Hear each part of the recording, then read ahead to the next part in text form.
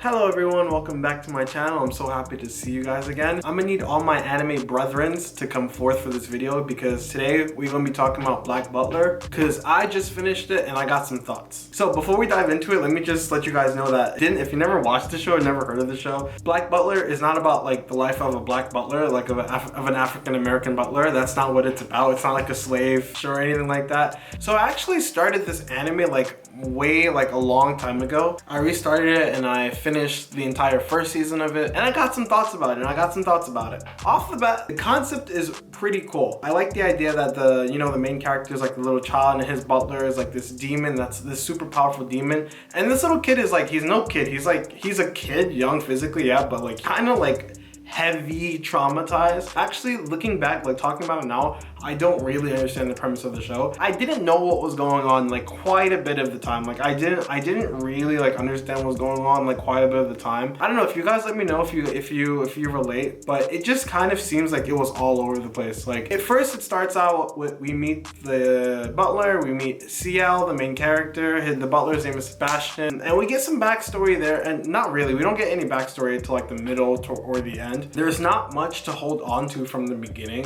You definitely have to push through it. Like if the concept isn't strong enough for you from the jump, then I don't really see you kind of liking this show that much. I want to start with things that I did like about the show. The first thing I liked, again, like I said, the concept, the main character, Sebastian and CL's dynamic. I really enjoyed that. I really enjoyed how loyal Sebastian was to CL. I really like the characters who work for CL, like in his mansion. I like that the story didn't focus too much on them. They sort of like made them there for like comic relief, and we got some backstory from them, but all in all, they were sort of in the background, but in a good way. Like they added to the story, they made the story fun. Like it was never boring. They didn't give too much backstory. That's the problem that I have with a lot of anime, a lot of shows in general. Like they give too much backstory to like the help or like the side characters where no one really cares that much. We don't really need to know their backstory. We just kind of know like, okay, how'd they meet, and that's it. That's all we really care about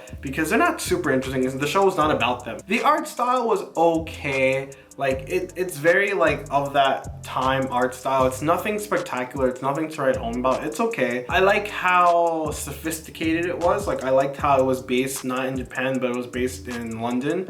It was based in like, I believe the 1800s or so. So I like that. It wasn't too stuffy. It's kind of lighthearted actually.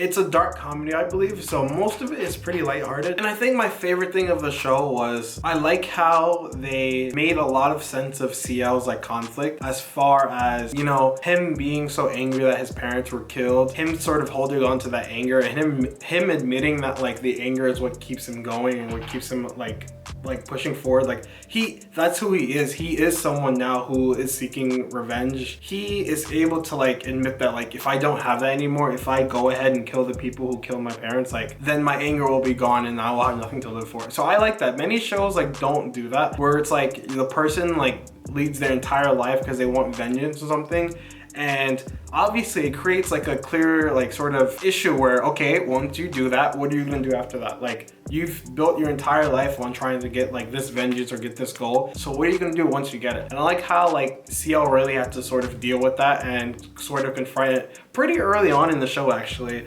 that like, listen, like yeah, sure, once I get past this, what am I gonna do next? And you see him dealing with it when he's confronted with his parents' killer. So I really enjoyed that part of it. But there are more aspects of the show that I didn't enjoy. I think overall I did like the show and I would recommend it, but there are definitely like, I think there are more things I didn't enjoy about the show, but the things that I did like way heavier than the things I didn't like. So I'll tell you guys what I didn't like about the show. First, I know it's an anime trope, but his fiance was really annoying. Like it's like, talk about useless character. I don't like that. It's if you watch Naruto and you know what they did to Sakura and like Ino and like many of the women in the show, they did that with CL's fiance. The fiance lived and died based on like trying to make CL happy, and I kind of understand like why she cares so much about him, because like, you know, like they grew up together and she knew CL before his parents died, so like she really cares about him. But her entire purpose of the show is to care about CL. It's so like, she doesn't say anything in the show if it's not related to making CL happy or like giving CL a gift or something like that. It's kind of annoying because it's like she's not a useful character in any sort of way. So that's pretty frustrating. That's like come on, like the story could have been exactly the same if she wasn't in the show, which is pretty annoying. Second thing that annoyed me, I'm one hell of a butler. Okay, okay, like I feel like the writers had a lot of fun with that. Like, okay, it's ha ha ha ha ha. Like, yeah, you're a butler, you're a demon, whatever. But it's like, okay, he said that like in damn near every episode, and it kind of got old. I mean, I knew that's his shtick. Like he's, I know that I get it, but like it got old like very quickly. The dog thing was a little weird. I don't know if you guys agree with me. The dog thing was a little weird, was it not? Like the demon dog, like he took a human form sometimes and a dog form the other. I wish he was just a dog the entire time. Like having this naked guy running around, it's kind of strange. It's really strange. I didn't like that idea so much. Kind of sad that he died at the end, but I didn't like that so much. Like, I don't know, maybe I'm crazy, but I didn't care for that too much. Next thing I didn't like, I alluded to in the beginning of the video, but this story is really like all over the place. I don't know what the fuck is going on like at any given moment. It's like, it's not a confusing or complex story. It's just kind of all over the place, and I don't really know why.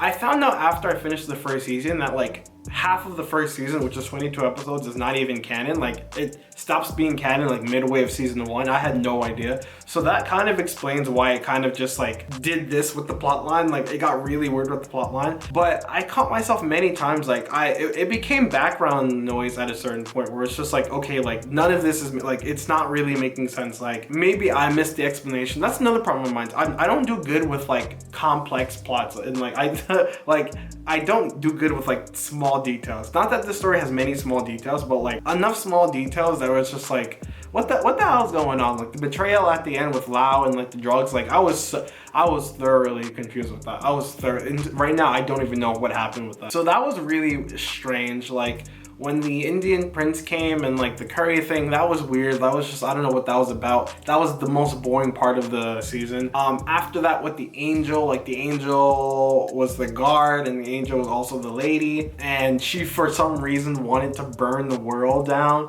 and the queen was involved with it. What? And the queen, I don't even understand the thing with the queen. Is the queen a young girl or an old lady? Why was the queen, that made no sense to me, the queen. Like what the fuck is going on? The ending was I like the ending. I like when Sebastian chose his true form. That was pretty cool. I'm a true form anime trope kind of guy. I like that. So I like that, but the story, the plot was so confusing. It was so confusing. Like let me know if maybe I'm just dumb, but it was so confusing. But I mean, there's not much to say about it. I did enjoy it. Like I don't know if you guys know, but I'll let you know that apparently half of the first season is canon. Like the first half is canon, the second half is not. And then basically everything from there, from season 2, is not canon. But the 2 movies after that are canon, and like the Book of Circus and the Book of Atlantic are canon. So that was weird what they did with the anime, but whatever. I think I'll watch the second season because it looks pretty interesting. And the last thing I want to discuss, CL and Sebastian. What? Are they a couple? What's going on with that? Like, what's going on with that? Like, am I the only one who saw at the end, like, it was hella are they supposed to be a couple? Like, of course, like I know that he wants to consume CL's soul. Sebastian wants to consume CL's soul because he's a demon, and his soul is like apparently like super delicious because he's like kind of a nut job. There was some heavy like romantic vibes between the two, which is like, okay, fine, I guess, but like he's also like a little kid. Like, what is he, 10? And he's like and then the other guy's a demon. So I mean, I don't know. But it'd be pretty cool to have a butler like Sebastian. That'd be pretty cool. So those are my thoughts on Black Butler. It was discombobulated. It was disorganized. It was all the D's. It was all like the messed up. It was all the chaos. But I enjoyed Black Butler. I think if you have some time, you want to get into an anime, I think Black Butler should be on your list. It's only like 22 episodes. You can honestly like that middle, maybe from episode like 15 to like 20, you could really just put that shit in the background. Nothing much happens. It's subbed and it's dubbed, so that's convenient. But yeah, I'd recommend it. I'd give it like, out of 5 stars, I give it like, I don't know, like 3, 2.5, 3? 3 stars, I think. 3 stars, 3.5 stars. But yeah, that's my video. That's what I think about Black Butler. If you have any sort of opinions, let me know down in the comments. If you like the video, give me a thumbs up. If you want to subscribe, let me know. Let me know what other anime you want me to talk about. Let me know what anime you've been watching. And I'll see you guys in the next video. Peace out.